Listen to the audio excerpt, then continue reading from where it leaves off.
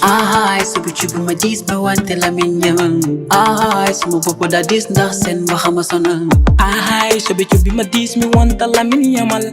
Ay, Messi et Chris mbate take jamanu yamal. Komi polivana, ala foro mala. Jodori mitala ni hala. Visani yamal, min berna so dilli ko real. Mi visani yamal, min berna so dilli ko real. Mi visani yamal, min berna so dilli ko real. Mi visani yamal, min berna so dilli ko real. Non mi visani yamal, bernam so dilli ko real. Bella, Kylian Mbappé, mor jogi vitesse moƴu de brem. Mi wi no mo lamir ko tari jogi do ko listuji wap yawi ngel adanam gongel rap wona foot fok Arsenal. This no mi keba ko jidda ko sada wadde yam ya tawar haari bawdon wadar ko hawi mi mina wa wade do kene hawi mi rappers pour do nyolde woni an bili mani cerbi wadi tay dar mi famdi dole me. Yo, what's up guys, this is your boy Baba Gale. I'm back in the game, you know what I'm saying. Voilà, c'est votre chroniqueur préféré. Hande en kalat e clash mo ganduɗa ko Binatal e Sister Bella. Guys, ko hunde nde ganduɗa ça m'a beaucoup surpris. Holno alhaali o waɗiri kam surpris woni c'est la première fois jiimi ɗum e game rap pular. Deux artistes féminins ene waɗa clash. Hande noon en garat kaalen holko addi clash hakkunde Binatal e Sister Bella. haade fof mbaɗe abonné mbaɗon partagé bandiraɓe mbiɗa andi oɗon yeeɓa ko gonga no weli men kono min jiiɗi ko mbaɗon hen abonné mbaɗon hen kadi commentaire mbaɗon partagé alhaali o yaaja par ce que ko ɗum woni ko nowata industrie rap pular yarda yeeso. Caggal ɗum e garat haalde holko saabi clash Binatal e Sister Bella. Probléme o fof fuɗɗi ko entre club aji, club Barcelona e club Real Madrid. Immi ɗon yanti e fansuji ɗi, fans Barcelona e fans Real Madrid. Immi ɗon yettoyi e artiste aji ɗi entre rappeur e rappeuse. So mi wi rappeur oɗon gandi ko Boy Jara, o yaltinno son goto o inniri ɗum Lamin Yamal, o waddi ɗum featuring e Bilu. Yeɓen garten. So munul ci man dara nang ma ba. Amo ci man dara vala ba. Amol lo mo dara vala ba.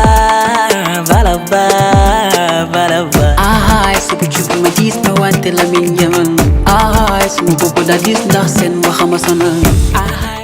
Onji son ono way c'est dope kadi c'est l'éco trip. O woni ko mantude hoore makko, o woni ko fiitaɗe becce. Caggal ɗum noon fansuji Real Madrid ronki waɗde digéré. O wiyeteɗo Sister Bella ronki waɗde ɗum supporté, o yaltini kanko kadi clip makko o waɗi répliqué, o jaabi Boy Jara. Neni keɗoɗen. Non mi visani yamal, bernam so dilli ko real. Bella, Kylian Mbappé, mor jogi vitesse moƴu de brem. Jabara fadde, ka tardude game ronki o fey. Jogorani wonde, so ɓe kuɓɓi guerre mi dogata kamɓe fof. Koɗo hollaɓe kawis ñande fof, koɗe raɓe dow bito ko sade fof. Ko min e ma risque nadde ɗo, ko min no mami oɗo game. Koko mayri joni min koyni ko dow. Ewɓe mabɓe koko payi, holto min jaltiri kate. Ɗo ma majjir min fe. Enji clip o woni ɗon. Caggal ɗum Binatal ari waɗi répliqué, o waɗani répliqué tout juste e Sister Bella, mais o rendiniri hen Boy Jara. Kamɓe ɗo ɗiɗo fof o pikiɓe une bonne fois e son goto. Mi wi no mo lamir ko tari jogi do ko listuji wap yawi ngel adanam gonge rap wona foot fok arsenal gis nomi keɓa ko jiɗɗa ko saɗa wadde yam yataw waɗ haali bawɗon waɗat ko hawimmi mina wawa waɗe ɗo kene hawimmi rappes ɓurɗo ñolde woni an binimane cermi waɗi ruttey dare mi famdi dole mbe hafata ko mami attema ha banfata o binimane waɗi adget safar ala ka ko lekki waɗe dog haala wawi rap mi ñembata mi keriyat wawi rap mi fokka pique. Guys, ko kalami ko neni ko votre chroniqueur préféré Baba Gale, your boy.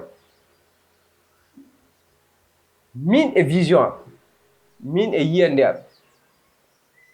en garat e yewtere tokoso tan eɗen gandi ko woni projet sen mbi projet puɗɗoɗeɗen ɗum to mawni to woni gila e album garten gila e pré album garten gila e mixtape garten gila e max garten gila e EP eɗen gandi ko ɗum woni projet hande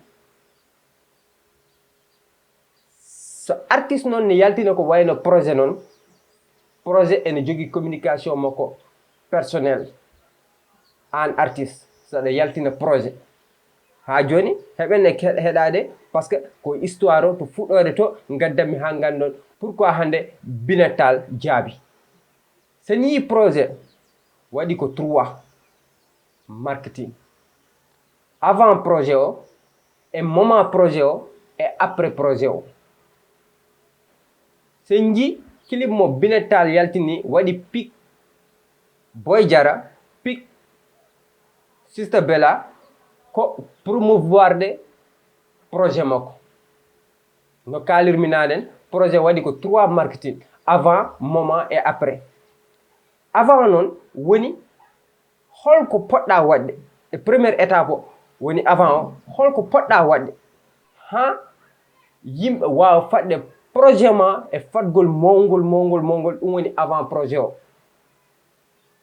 premier marketing o deuxième o woni so projet o yalti holto poɗɗa rewnude projet o ha waɗa mission makko complet troisième o woni so ɗum fof gasi holno mbatta finaliser projet o to o yawata mayde to mo wuura donc ça dépend a waɗat hen tourné ji walla ça dépend an andi a yaltina clip aji worreva ko an artiste andi ko ɗin 3 woni e projet woni ko nawrata projet yesso joni noon e analyse o en ji Binatal ko yaltini ko donc e yiyandem ko pour waɗde gay en attend que projet makko nana ara ko ɗum addanimo waɗde pic ɓeɗo ɗiɗo donc so waɗiɓe pic forcément ma waɗa bruit forcément ma yimɓe haal hen donc du coup so ɗon jewti o yaltina projet o mais ko mbiyanmi